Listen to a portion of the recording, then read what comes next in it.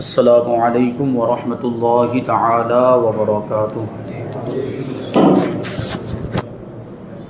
نحمده ونصلي ونسلم على رسوله الكريم اما بعد فاعوذ باللہ من الشیطان الرجیم بسم اللہ الرحمن الرحیم ان اللہ وملائکته یصلون علی النبی یا ایہا الذین آمنوا صلوا علیہ وسلموا تسلیما اللہم صل علی سیدنا ومولانا محمد معدن الجود والکرم وآلہ الکرام وابنہ الکریم وبارک وسلم صلاۃ و سلام علیک یا رسول اللہ صلی اللہ تعالی علیہ وسلم۔ امت محمدیہ پر حضور پاک صلی اللہ علیہ وسلم کے حقوق کا بیان جاری ہے۔ امت پر حضور صلی اللہ علیہ وسلم کے 8 حقوق ہیں، جن میں سے 7 کا بیان اس سے پہلے والے دروس میں ہو چکا۔ 8واں حق قبر انور کی زیارت۔ حضور پاک صلی اللہ علیہ وسلم کے روضہ مقدسہ کی زیارت سنت مؤکدہ قریب واجب ہے، یعنی اس کی بڑی تاکید آئی ہے اور اس کی بڑی فضیلت بھی ہے اور اس کی برکتیں بھی ہیں۔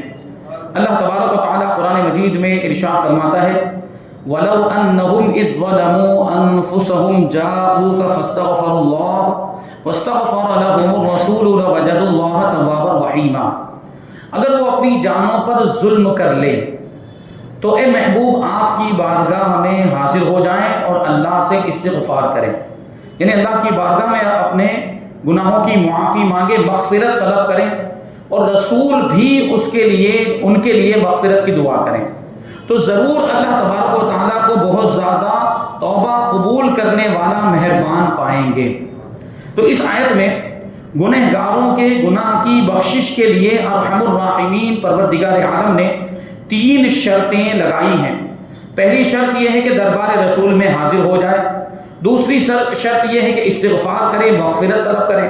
اور تیسری شرط یہ ہے کہ حضور پاک صلی اللہ علیہ وسلم بھی اس کے لیے دعائیں مغفرت فرما دیں۔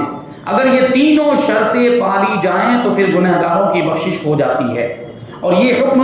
حضور صلی اللہ علیہ وسلم کی ظاہری دنیاوی حیات ہی تک محدود نہیں، یعنی یہ اس کا مطلب یہ نہیں کہ حضور پاک صلی اللہ علیہ وسلم جب تک ظاہری طور پر دنیا میں تشریف فرما تھے تب تک کے لیے یہ حکم تھا کہ گنہگار حضور کی بارگاہ میں حاضر ہو جائیں، ایسا نہیں، بلکہ روضہ اقدس میں حاضری بھی یقیناً دربار رسول ہی میں حاضری ہے۔ اسی لیے علماء کرام نے تصریح فرما دی ہے کہ حضور علیہ السلام کے دربار کا یہ فیض آپ کی وفات اقدس سے منقطع نہیں ہوا ہے، ختم نہیں ہوا، بلکہ اب بھی جاری ہے۔ اس لیے جو بھی گنہگار قبر انور کے پاس حاضر ہو جائے اور وہاں خدا سے استغفار کرے، توبہ کرے، اور چونکہ حضور صلی اللہ علیہ وسلم تو اپنی قبر مبارک میں اپنی امت کے لیے دعائیں مغفرت فرماتے ہی رہتے ہیں، لہٰذا اس گنہگار کے لیے مغفرت کی تینوں شرطیں پالی گئی، اس لیے انشاءاللہ تبارک و تعالیٰ اس کی ضرور مغفرت ہو جائے گی۔ یہی وجہ ہے کہ چاروں مذاہب کے حنفی، شافعی، مالکی، حنبلی، چاروں مذاہب کے علماء کرام نے مناسک حج اور زیارت کی کتابوں میں حج اور زیارت کا طریقہ اور مسائل جو بیان کیے، اس میں یہ تحریر فرمایا ہے کہ جو شخص بھی روضہ منورہ پر حاضری دے اس کے لیے مستحب یہ ہے، بہتر یہ ہے کہ وہ اس آیت کی تلاوت کرے جو آیت کریمہ ابھی آپ نے سماعت کی، اور پھر خدا سے اپنی مغفرت کی دعا مانگے۔ مذکورہ بالا آیت مبارکہ کے علاوہ بہت سی حدیثیں بھی روضہ منورہ کی زیارت کے فضائل میں وارد ہوئی ہیں، جن کو علامہ سمہودی رحمۃ اللہ تعالی علیہ نے اپنی کتاب وفاء الوفا اور دوسرے مستند سلف صالحین علماء دین نے اپنی کتابوں میں نقل فرمایا ہے۔ تو ہم یہاں پر مثال کے طور پر صرف 3 حدیثیں بیان کرتے ہیں۔ پہلی حدیث، اللہ کے رسول صلی اللہ علیہ وسلم ارشاد فرماتے ہیں من زار قبری وجبت لہ شفاعتی، کہ جس نے میری قبر کی زیارت کی اس کے لیے میری شفاعت واجب ہو گئی۔ دوسری حدیث پاک میں حضور ارشاد فرماتے کہ من حج البیت ولم یزرنی فقد جفانی، کہ جس نے بیت اللہ کا حج کیا، خانہ کعبہ کا حج کیا اور میری زیارت نہیں کی، اس نے مجھ پر ظلم کیا۔ اور تیسری حدیث پاک میں حضور فرماتے کہ من زارنی بعد مماتی فکأنما زارنی فی حیاتی ومن مات بأحد الحرمین بعث من العاملین یوم القیامہ، کہ جس نے میری وفات کے بعد میری زیارت کی اس نے گویا میری حیات ہی میں میری زیارت کی، اور جو حرمین شریفین میں کسی ایک میں مر گیا، یعنی مکہ مکرمہ یا مدینہ منورہ میں سے کسی ایک میں انتقال کر گیا، وہ قیامت کے دن امن والوں کی جماعت میں اٹھایا جائے گا۔ اسی لیے صحابہ کرام کے مقدس زمانے سے لے کر آج تک تمام دنیا کے مسلمان قبر منور کی زیارت کرتے ہیں اور آپ کی مقدس بارگاہ میں توسل اور استغاثہ کرتے رہتے ہیں، حضور کی بارگاہ میں فریاد پیش کرتے ہیں، اپنی حاجتیں پیش کرتے ہیں، حضور کا وسیلہ اللہ کی بارگاہ میں پیش کرتے ہیں، اور انشاءاللہ تبارک و تعالی قیامت تک یہ مبارک سلسلہ جاری رہے گا۔ چنانچہ حضرت امیر المؤمنین علی مرتضیٰ کرم اللہ وجہہ الکریم سے روایت ہے کہ وفات اقدس کے 3 دن بعد ایک اعرابی مسلمان آیا، دیہات کا رہنے والا مسلمان مدینہ منورہ میں آیا اور قبر انور پر گر کر لپٹ گیا، پھر کچھ مٹی اپنے سر پر ڈال کر یوں عرض کرنے لگا کہ یا رسول اللہ صلی اللہ تعالی علیہ وسلم، آپ نے جو کچھ فرمایا ہم اس پر ایمان لائے ہیں۔ اللہ تبارک و تعالیٰ نے آپ پر قرآن نازل فرمایا جس میں اللہ نے ارشاد فرمایا وَلَوْ أَنَّهُمْ إِذْ ظَلَمُوا أَنفُسَهُمْ، یعنی یہ اگر اپنی جانوں پر ظلم کر لیں تو محبوب آپ کی بارگاہ میں حاضر ہو جائیں، تو میں نے بھی اپنی جان پر ظلم کر لیا ہے گناہ کے ذریعے سے، اس لیے میں آپ کی بارگاہ میں حاضر ہو گیا ہوں تاکہ آپ میرے حق میں مغفرت کی دعا فرمائیں۔ اعرابی کی اس فریاد کے جواب میں قبر انور سے آواز آئی کہ اے اعرابی تجھے بخش دیا گیا۔ تو ناظرین کرام یہ سن کر حیران ہوں گے کہ مصنف علیہ رحمہ خود فرماتے ہیں کہ میں نے بچشم خود دیکھا ہے، اپنے ماتھے کی آنکھوں سے دیکھا ہے کہ گنبد خضرا کے اندر مواجہہ اقدس میں، یعنی سنہری جالیوں کے سامنے اور اس کے قریب مسجد نبوی کی دیواروں پر قبر منور کی زیارت کے فضائل کے بارے میں جو حدیثیں کندہ کی ہوئی تھی، اس نجدی حکومت نے ان حدیثوں پر مسالہ لگوا کر ان کو مٹانے کی کوشش کی،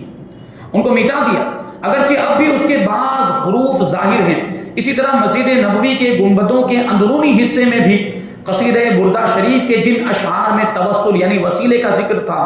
استغاثہ کے مضامین تھے، حضور کی بارگاہ میں فریاد کی جا رہی تھی، ان سب کو انہوں نے مٹا دیا ہے، اور باقی اشعار باقی گنبدوں پر اس وقت تک وہ باقی تھے، اس وقت تک جب آپ تشریف لے گئے مصنف علیہ رحمہ حضرت علامہ عبد المصطفیٰ اعظمی رحمۃ اللہ تعالی علیہ فرماتے تھے کہ میں نے جو کچھ دیکھا ہے وہ جولائی 1959 عیسوی کا واقعہ ہے، اس کے بعد وہاں کیا تبدیلی ہوئی اس کا حال نئے حجاج کرام سے دریافت کرنا چاہیے، اب تو اور زیادہ تبدیلی ہو گئی اور بھی بہت ساری نشانیاں ان لوگوں نے ختم کر دی ہیں۔ بعض لوگ انبیاء کرام اور اولیاء اور شہداء کے مزاروں کی طرف سفر کرنے کو حرام و ناجائز بتاتے ہیں کہ مزارات کی نیت سے یا حضور پاک صلی اللہ علیہ وسلم کے روضہ مبارک کی زیارت کی نیت سے سفر کرنا ناجائز و گناہ ہے۔ چنانچہ وہابیوں کے مورث اعلیٰ ابن تیمیہ کو اس نے تو کھلے الفاظ میں یہ فتویٰ دے دیا کہ حضور اکرم صلی اللہ علیہ وسلم کی روضہ مبارکہ کے قصد سے سفر کرنا گناہ ہے،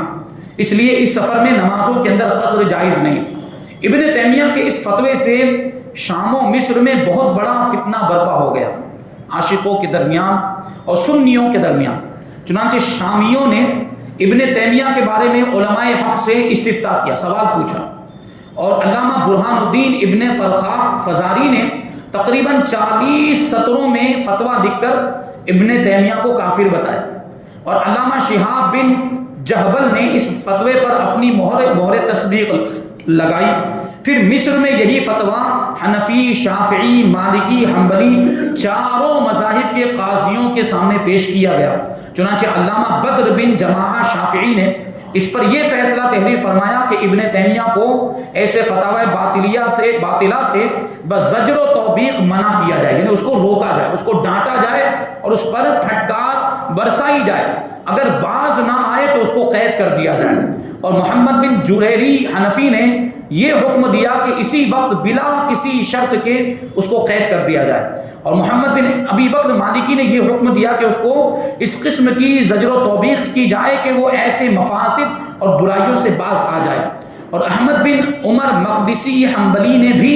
ایسا ہی حکم لکھا۔ نتیجہ یہ ہوا کہ ابن تیمیہ شعبان ہجری 726 میں دمشق کے قلعے کے اندر قید کر دیا گیا اور جیل خانے میں ہی 20 ذی القعدہ ہجری 728 کو وہ مر کے جہنم رسید ہو گیا۔ مواخذہ اخروی ابھی باقی ہے، تو اس کی دنیا کی سزا تھی، آخرت میں اس کو کیا سزا ملے گی وہ ابھی باقی ہے، قبر میں تو عذاب ہو رہا ہوگا، اصل جو اس کا عذاب اور سزا ہے وہ ہم آخرت میں دیکھیں گے اس کو کیا سزا ملتی ہے حضور پاک صلی اللہ علیہ وسلم کی شان میں گستاخی کرنے کی وجہ سے۔ تو یہ وہابیوں کا مورث اعلیٰ ابن تیمیہ، وہیں سے یہ وہابیوں کا سلسلہ چلا کہ وہ ابن عبد الوہاب اسی کا ماننے والا تھا، شیخ ابن تیمیہ کا ماننے والا تھا، اور اس کے ذریعے سے یہ اسی کی طرف منسوب ہو کر اس جماعت کو وہابی کہا جاتا ہے۔ بہرحال اور باتیں ہیں، ابن تیمیہ اور اس کی مانوی اولاد یعنی فرقہ وہابیہ قبر انور کی زیارت سے منع کرنے کے لیے بخاری شریف کی اس حدیث کو بطور دلیل کے پیش کرتے ہیں کہ رسول پاک صلی اللہ علیہ وسلم نے ارشاد فرمایا کہ لا تشد الرحال الا الى ثلاثه مساجد المسجد الحرام ومسجد الرسول والمسجد الاقصی، کہ کجاوے نہ باندھے جائیں مگر 3 ہی مسجدوں یعنی مسجد حرام، مسجد رسول اور مسجد اقصی کی طرف، یعنی سفر نہ کیا جائے، صرف 3 مسجدوں کے ارادے سے سفر کرنا جائز ہے۔ اس حدیث پاک سے ظاہری طور پر یہ ثابت ہوتا ہے وہ کون سی 3 مسجدیں ہیں، ایک ہے مسجد حرام، دوسری مسجد نبوی اور تیسری مسجد اقصی۔ تو اس حدیث پاک سے یہ لوگ دلیل لاتے ہیں کہ اس کے علاوہ کسی اور چیز کے سفر ارادے سے سفر کرنا جائز نہیں، کسی کے مزار یا کسی کے روزے کی نیت سے، کسی درگاہ کی نیت سے سفر کرنا ناجائز و گناہ ہے، اس حدیث سے وہ لوگ دلیل لاتے ہیں۔ تو فرماتے ہیں کہ اس حدیث کا سیدھا سادہ مطلب جس کو تمام شراح حدیث نے، شارحین حدیث نے سمجھا وہ یہی ہے کہ تمام دنیا میں 3 ہی مسجدیں یعنی مسجد حرام، مسجد رسول، مسجد اقصی، یہ ایسی مسجدیں ہیں جن کو تمام دنیا کی مسجدوں پر اجر و ثواب کے معاملے میں ایک خاص فضیلت حاصل ہے، لہٰذا ان 3 مسجدوں کی طرف کجاوے باندھ کر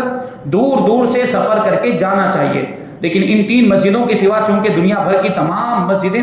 اجر و ثواب کے معاملے میں برابر ہیں، اس لیے ان 3 مسجدوں کے سوا کسی دوسری مسجد کی طرف کجاوے باندھ کر دور دور سے سفر کرنے کی کوئی ضرورت نہیں ہے۔ تو اس حدیث کو مشاہد و مقابر یعنی مزارات اور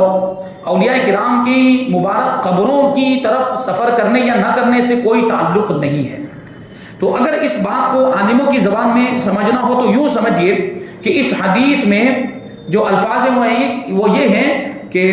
الا الی ثلاثتی مساجد، یہ مستثناء مفرق ہے، یعنی استثناء کیا جا رہا ہے کہ سفر نہ کیا جائے مگر 3 مسجدوں کی طرف، الگ کر کے حکم بیان کیا جا رہا ہے۔ اور مستثناء مفرق میں مستثناء منہ ہمیشہ وہی مقدر مانا جائے گا جو مستثناء کی نوع سے ہو۔ مثلا یہ کہا جاتا ہے ما جاءنی الا زید، کہ میرے پاس کوئی نہیں آیا مگر زید، تو زید جو ہے وہ یہاں پر مستثنیٰ مفرق ہے، تو اس کو اسی کی جنس سے مانا جائے گا، یعنی اب کوئی اور چیز یہاں پر ہم مستثنیٰ نہیں مان سکتے، چونکہ زید انسان ہے، مرد ہے، تو مستثنیٰ جو ہے وہ بھی یہی مستثنیٰ منہ بھی وہی ہوگا جو مستثنیٰ کی نوع سے ہو۔ تو لفظ جسم یا حیوان کو مستثنیٰ منہ مقدر نہیں مانا جائے گا، یعنی یہ نہیں کہہ سکتے کہ ما جاء جسم الا زید، میرے پاس کوئی جسم نہیں آیا مگر زید، یا یہ نہیں کہا جائے گا کہ ما جاء حیوان الا زید، میرے پاس کوئی جاندار نہیں آیا مگر زید، تو کیا کہا جائے گا ما جاءنی رجل الا زید، میرے پاس کوئی مرد نہیں آیا سوائے زید کے، یعنی اسی کی جنس سے مستثنیٰ منہ مانا جائے گا، بلکہ اس کا مطلب یہی مانا جائے گا ما جاءنی رجل الا زید۔ تو اس حدیث میں بھی مستثنیٰ منہ بجز لفظ مسجد اور کوئی دوسرا ہو ہی نہیں سکتا، یعنی مسجد ہی نکالا جائے گا، کیونکہ آگے مسجد کا ذکر ہے تو مستثنیٰ منہ بھی مسجد ہی ہوگا، لہٰذا حدیث کی اصل عبارت یہ ہوئی لا تشد الرحال الی مسجد الا الی ثلاثتی مساجد، یعنی 3 مسجدوں کے سوا کسی دوسری مسجد کی طرف کجاوے نہ باندھے جائیں۔ چنانچہ اس حدیث کی بعض روایات میں یہ لفظ آیا بھی ہے، مثلا ایک روایت میں یوں آیا ہے کہ لا ينبغي للمطی ان تشد رحالہ الی مسجد یبتغی فیہ الصلاۃ غیر المسجد الحرام والمسجد الاقصی ومسجدی ھذا، یعنی سواریوں پر کجاوے کسی مسجد کی طرف بقصد نماز نہ باندھے جائے۔ کجاوا مطلب وہ جو پہلے پرانے زمانے میں جب سفر کرتے تھے تو اپنی سواریوں پر بیٹھنے کے لیے جو ایک پیٹی نما رکھا جاتا تھا اس کو کجاوا کہتے ہیں۔ تو سوائے مسجد حرام، مسجد اقصی اور میری اس مسجد کے، تو ملاحظہ فرمائیے کہ اس حدیث میں مستثنا منہ ذکر کر دیا گیا ہے اور وہ الا مسجد ہے۔ بہرحال وہابیہ نے عداوت رسول میں اس حدیث کا مطلب بیان کرنے میں اتنی بڑی جہالت کا ثبوت دیا ہے کہ قیامت تک تمام اہل علم ان کی اس جہالت پر ماتم کرتے رہیں گے۔ یہ لوگ کہتے ہیں کہ مسجد نبوی، مسجد حرام اور مسجد اقصی کے علاوہ کسی دوسری مسجد یا کسی مزار یا کسی درگاہ کے ارادے سے سفر نہیں کر سکتے۔ تو کیا یہ لوگ لمبے لمبے سفر نہیں کرتے؟ کیا یہ لوگ اپنے مدرسوں کے ارادے سے اور اپنی مسجدوں کے ارادے سے جو ان کی بنی ہوئی ہیں، مسجدوں میں پروگرامات ہوتے ہیں، تو کیا اس کے ارادے سے یہ لوگ سفر نہیں کرتے؟ تو کیا اس ممانعت میں وہ لوگ شامل ہوئے کہ نہیں ہوئے؟ یہ بھی ناجائز اور گناہ کے مرتکب ہو گئے، ناجائز اور گناہ کے کام کے مرتکب ہو گئے۔ تو بہرحال اہل سنت و جماعت کا یہی مذہب ہے، یہی مسلک ہے اور یہی عقیدہ ہے کہ یقیناً حضور پاک صلی اللہ علیہ وسلم کے روزہ مبارک کی نیت سے سفر کرنا جائز و درست ہے، اس میں کوئی حرج نہیں اور یہ بڑی برکتوں کی بات ہے اور اس پر اہل سنت و جماعت کا اجماع اتفاق ہے اور اہل سنت و جماعت 1450 سال سے اسی پر عمل کرتے آئے اور حضور پاک صلی اللہ علیہ وسلم کی بارگاہ میں حاضری بھی دیتے آئے اور حج سے فارغ ہونے کے بعد خاص طور پر حضور پاک صلی اللہ علیہ وسلم کی بارگاہ میں حاضری دینا یہ حج کی مقبولیت کی امید کو بڑھا دیتا ہے اور اس کی وجہ سے حج مقبول بھی ہو جاتا ہے۔ تو یہ حضور پاک صلی اللہ علیہ وسلم کی بارگاہ کا ادب اور بارگاہ کی فضیلت ہے، حاضری کی فضیلت ہے۔ اب یہاں آگے حضور پاک صلی اللہ علیہ وسلم کا وسیلہ اللہ تبارک و تعالیٰ کی بارگاہ میں پیش کرنا، اس کی بھی بڑی فضیلت ہے۔ فرماتے کہ حضور پاک صلی اللہ علیہ وسلم کو بارگاہ الہی میں وسیلہ بنا کر دعا مانگنا جائز بلکہ مستحب ہے، ثواب کا کام ہے اور اسی کو توسل، استغاثہ اور تشفع وغیرہ مختلف الفاظ سے تعبیر کیا جاتا ہے۔ توسل یعنی وسیلہ بنانا، استغاثہ مانے حضور کی بارگاہ میں فریاد کرنا، اپنی حاجت پیش کرنا، اور تشفع یعنی حضور کو اللہ کی بارگاہ میں اپنا سفارشی بنانا۔ حضور پاک صلی اللہ علیہ وسلم کو خدا کے دربار میں وسیلہ بنانا یہ حضرات انبیاء اور مرسلین کی سنت اور سلف صالحین بزرگان دین کا مقدس طریقہ ہے اور یہ توسل حضور صلی اللہ علیہ وسلم کی ولادت شریفہ سے پہلے، حضور کے ظاہری طور پر دنیا میں تشریف لانے سے پہلے اور آپ کی ظاہری حیات میں اور آپ کی وفات اقدس کے بعد تینوں حالتوں میں ثابت ہے۔ چنانچہ ہم یہاں پر تینوں حالتوں میں آپ سے توسل کرنے کی چند مثالیں نہایت ہی اختصار کے ساتھ بیان کرتے ہیں کہ حضور پاک صلی اللہ علیہ وسلم کی ولادت سے پہلے لوگوں نے حضور کو وسیلہ بنایا، حضور کے وسیلے سے دعا کی ہیں۔ اس کا واقعہ بیان کرتے ہیں کہ روایت میں ہے کہ حضرت آدم علیہ السلام نے دنیا میں آ کر اللہ تبارک و تعالیٰ سے یوں دعا مانگی، یا ربی اسألک بحق محمد ان تغفر لی، اے میرے پروردگار میں تجھ سے محمد صلی اللہ علیہ وسلم کے وسیلے سے دعا مانگتا ہوں، تو مجھے معاف کر دے، میری خطا کو بخش دے۔ حضرت آدم علیہ السلام نے حضور کے وسیلے سے اللہ کی بارگاہ میں دعا کی، تو اگر حضور کے وسیلے سے دعا کرنا شرک ہوتا تو حضرت آدم علیہ السلام بھی مشرک ہو گئے، دنیا کے پہلے انسان۔ لیکن یہ شرک نہیں ہے کیونکہ نبی کبھی شرک کر ہی نہیں سکتا۔ اللہ تبارک و تعالیٰ نے ارشاد فرمایا کہ اے آدم، تم نے محمد صلی اللہ علیہ وسلم کو کیسے جانا، کس طرح پہچانا، حالانکہ میں نے ابھی تک ان کو پیدا نہیں فرمایا۔ تو حضرت آدم علیہ السلام نے عرض کیا کہ میرے پروردگار، جب تو نے مجھے پیدا فرما کر میرے بدن میں روح پھونکی تو میں نے سر اٹھا کر دیکھا کہ عرش مجید کے پایوں پر لا الہ الا اللہ محمد الرسول اللہ لکھا ہوا ہے۔ تو اس سے میں نے سمجھ لیا کہ تو نے جس کے نام کو اپنے نام کے ساتھ ملا کر عرش پر تحریر کروا دیا اور لکھوا دیا ہے، وہ یقیناً تیرا سب سے بڑا محبوب ہوگا۔ تو اللہ تبارک و تعالیٰ نے فرمایا کہ اے آدم، بے شک تم نے سچ کہا، وہ میرے نزدیک تمام مخلوق میں سب سے زیادہ محبوب اور پسندیدہ ہے۔ چونکہ تم نے ان کو میری دربار میں وسیلہ بنایا ہے، اس لیے میں نے تم کو معاف کر دیا۔ اور سن لو کہ اگر محمد صلی اللہ علیہ وسلم نہ ہوتے تو میں تم کو پیدا نہ کرتا۔ اس حدیث کو امام بیہقی نے روایت کیا ہے۔ تو یہ حضور پاک صلی اللہ علیہ وسلم کی ولادت سے پہلے اور آپ کے دنیا میں ظاہری طور پر تشریف لانے سے پہلے آپ سے توسل کیا حضرت آدم علیہ السلام نے اور آپ کو اللہ کی بارگاہ میں وسیلہ بنا کر پیش کیا اور اس کی برکتیں بھی ظاہر ہوئی۔ اللہ تبارک و تعالیٰ نے حضرت آدم علیہ السلام کی خطا کو معاف فرما دیا۔ اب اس کے بعد حضور پاک صلی اللہ علیہ وسلم کی ظاہری حیات میں جو صحابہ کرام نے حضور پاک صلی اللہ علیہ وسلم کو وسیلہ بنایا، اس کو ذکر کریں گے اور اس کے تعلق سے کچھ واقعات، اور وفات کے بعد حضور کی ظاہری وفات کے بعد جو صحابہ، تابعین اور بزرگان دین نے حضور پاک صلی اللہ علیہ وسلم کو وسیلہ بنا کر اللہ کی بارگاہ میں دعا کی اور اس کی جو برکتیں ان کو دیکھنے کو ملی، انشاءاللہ تبارک و تعالیٰ وہ آئندہ درس میں ہم شامل کریں گے۔ اللہ تبارک و تعالیٰ کی بارگاہ میں دعا ہے کہ جو کچھ بھی بیان ہوا اس پر ہم سب کو عمل کرنے کی توفیق عطا فرمائے، حضور پاک صلی اللہ علیہ وسلم کی سچی پکی محبت ہم سب کے دلوں میں پیدا فرمائے، حضور کی شریعت، حضور کی سنتوں پر، آپ کے پیارے پیارے طریقوں پر ہم سب کو عمل کرنے کی توفیق عطا فرمائے۔ وما علینا الا البلاغ۔